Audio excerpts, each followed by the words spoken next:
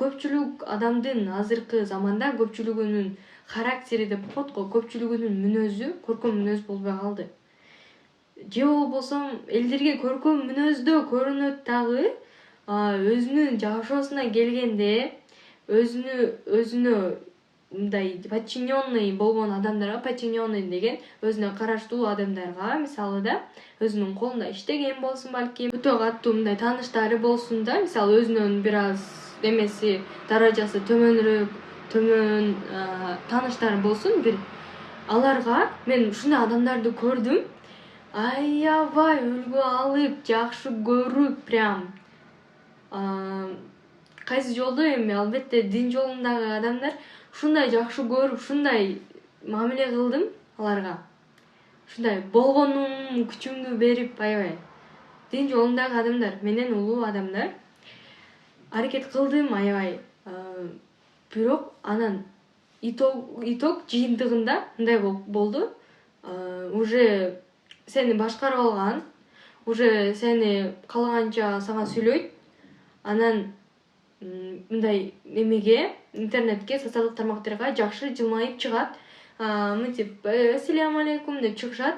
Өзүнүн чыныгы жашоосуна келгенде, же болбосо өзүнүн колундагы адамдарга же өзүнүн тааныштарына да, мисалы ал адам менен жакын болуп карым-катнаш кылгысы келип калган адамдарга, мисалы аларга уже мындай өзүнчө башчы болгон адамдарды көрдүм, бакырып кыйкырып.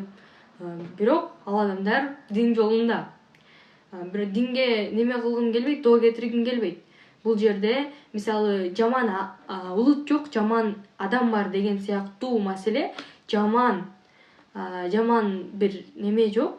Баягы динибизде бир эч айып жок. Ошол адамдын өзүндө, ошол адамдын мүнөзүндө.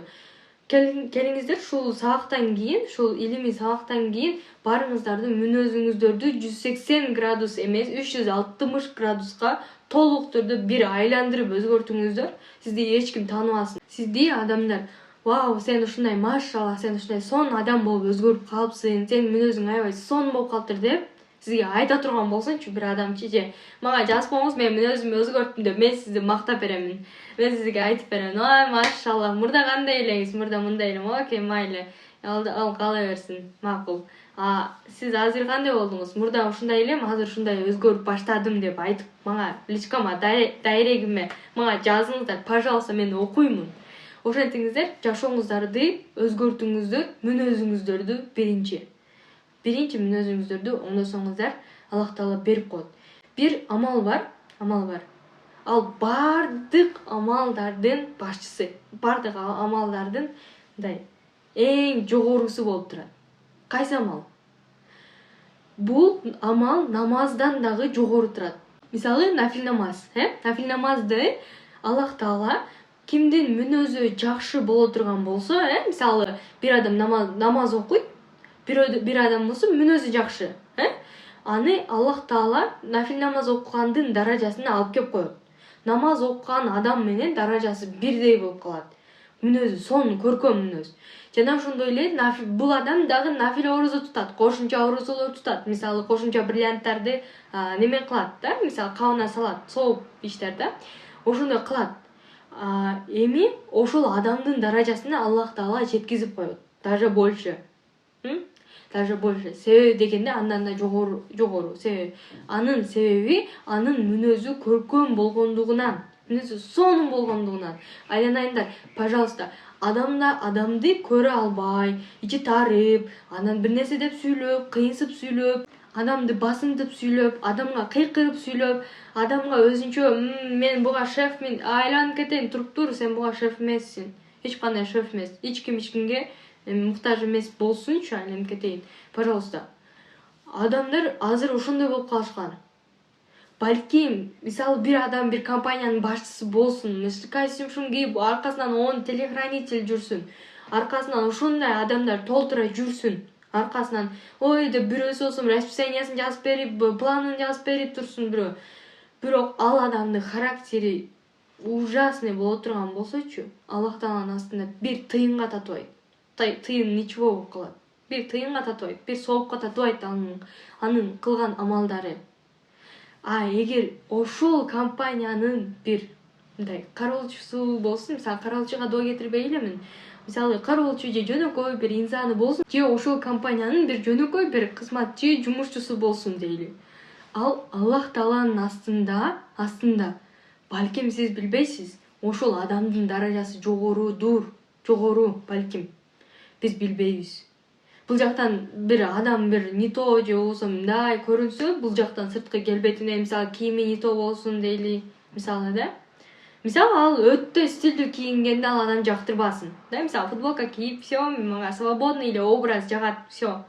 Деп, аны сырттан карап, бул жакта адам мындай маани берип ага сырттан мындай эле экен го, жок, мындай эле эмес ал адам. Ал адамдын даражасы Аллах Тааланын астында сенден жогору турушу мүмкүн. Сен айтып текерленбе деп айткым келет. Ошондой. Кийинки суроо. Диний билим алуу жолунда кандай кыйынчылыктарга туш болгонсуң дейт. Диний илим алуу жолунда мен кыйынчылыктарга туш болдум деп, антип кыйынчылык катары көрбөйм. Бул жөн гана Аллах Тааланын берген сыноосу катары санаймын. Себеби дегенде сыноого Аллах Таала ошонун жанында бир жеңилдик берип коем деп Аллах Таала айтат. Аллах Таала мусулман адамга жамандык каалабайт. Бир баледен сактап, бир чоң баледен сактап, бизди кичине бир сыноо ушулдан өтүп кой пендем. Бул чоң сыноодон чоң бир баледен кутуласың деп Аллах Таала бизге ушул кичине бир сыноодон өткөзөт дагы. Анан бир жардан, мисалы бир эки жар турсун дейли. Ал жардан будан бул жакка өтүш үчүн сиз не кыласыз? Хоть ал мындай ал мост көпүрөсү тикенден болсун, балким башкадан болсун, наркы жардан бул жарга сиз баары бир өтөсүз. Себеби дегенде бул жактан бир нерсе кууп келатышы мүмкүн, балким. Бул жактан бир чоң бир бале кууп келатышы мүмкүн. Ошол бул бетке өтүш керек болот сизге баары бир. Же болбосо башка варианттар деген сыяктуу, бирок алар арам, конечно, да. Самоубийство жөнүндө айтам. Ошондой. Өзүнө кол салуу жөнүндө. Жок, андай нерселерден алыс болгон жакшы. Чоң гана Аллах Тааланын кичине бир чоң баледен куткарып, сизге кичине суноо берип койсо, ошодон өтүп кетиш керек болду, всё. Бул жагы жыргал жашоо. Всё, бул жагы бейиш, жанна. Бул жагы. Ошондой. Аллах Таала мээримдүү зат. Бизге эч кандай жамандык каалабайт. Жамандык болсун дебейт Аллах Таала. Ошондой. Анан сиздерге дагы бир нерсе, бул мисалы менде азыр ойлоп көрсө мага мурда башында хиджабка сыноо келген экен. Хиджабтан сыноо келген. Себеби нафстын сыноосу эмес бул жерде, мисалы чечип салуу андай деген сыяктуу нерсе эмес бул жерде. Бул сырттан болгон давление деп коет го, сырттан болгон бул кысым болгон. Биздин мектепте өтө катуу болгон, особенно мага. Эгер бир мен бул тууралуу видеому көрбөгөн болсоңуздар, ссылкасын калтырып коемун бул жерге көрсө көрүп алсаңыздар болот. Хиджабка кайтып келгем деген менин YouTube каналымдагы ошол маегим, сиздер менен болгон маек. Ошол жерде мен толугураак айтканмын. Мындайча айтканда, мага мектептен сен президент элең, сен президент оронбошуң керек деп мага ошондой көп кысым жасашкан. Мындай айтат элем сиздерге, хиджаб кийген, хиджабтагы кыздарга мисалы башкалар сүйлөшөт, ана мана дешет. Мынан орон алганын карачы дейт, моган түшүрүп алыптыр дейт, башка дейт, сүйлөй берет. Сүйлөй берет. Аллах Таала ушундай кыл деп айткан, и кылдык мына. Вот. Аллах Таала ушул үчүн бизге даражабызды көтөрөт. Мындай даражабызды көтөрөт, тепкич кылып. Бул бейиштин даражасы. Бул дүйнөдө дагы даражаңызды көтөрүп, бейиштин дагы даражаңызды көтөрүп коет Аллах Таала. Сыноо дегенде бирөө мындай калаты нерсени элестетип өзүңүздү жоготуп антпешиңиз керек. Сыноо келет, кетет, и всё. Просто 5 вакыт намаз окуп жүрө бериш керек. Ошол сыноо учурунда. Мисалы, кадимкидей эле жашап, катуусунан келет, окей депчи. Бул сыноо дегенде бир чоң нерсени элестетип, депрессия болуп, кирип кетип, ойлонуп жүргөндүн кереги жок. Мисалы, эмне орон алгансың, андай мындай деген сыяктуу. Мен оронгондон кийин менден чоң эжелер дагы оронушкан. Мен ал маалда 10 класс болчумун. 10 класс болуп президент болуп калганмын. Ошол убакта там бир эме кылып, оронгон адамды коюп койдуңар деп топломго чыккан кыскасы.